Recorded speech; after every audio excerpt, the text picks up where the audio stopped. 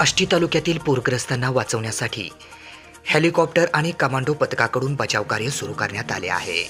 सदर बचाव कार्य आज सोमवार दिनांक 15 सप्टेंबर रोजी दुपारी 1:30 वाजल्यापासून सुरू करण्यात आले आहे। बीड जिल्ह्यामध्ये मुसळधार पावसाने हाहाकार माजवला आहे। सर्वत्र पूर परिस्थिती निर्माण झाली आहे।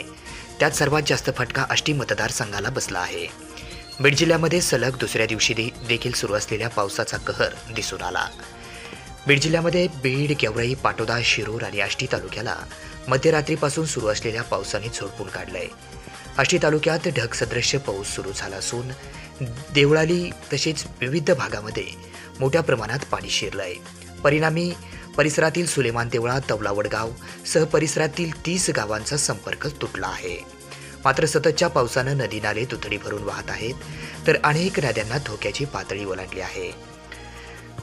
अशा प्रकारे धानोरा इथल्या कांबळी नदीला पूर आल्याने काही ठिकाणी वाहतूक देखील ठप्प झाली आहे। आष्टी तालुक्यात मोठ्या प्रमाणात पाण्याचा विसर्ग शहरामध्ये घुसला आहे। याच दरम्यान अनेक नागरिक पुरामध्ये अडकले आहेत, तर याचीच दखल घेऊन या ठिकाणी प्रशासनाकडून हेलिकॉप्टरची सुविधा उपलब्ध करण्यात आली आहे।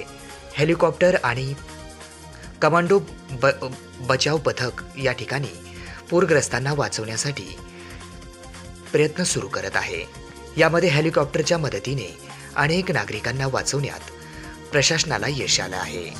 सर्वत्र पूर परिस्थिती निर्माण झाल्यामुळे हेलिकॉप्टर आणि कमांडो पथकाकडून त्यांना बचाव कार्य सुरू करण्यात आले आहे।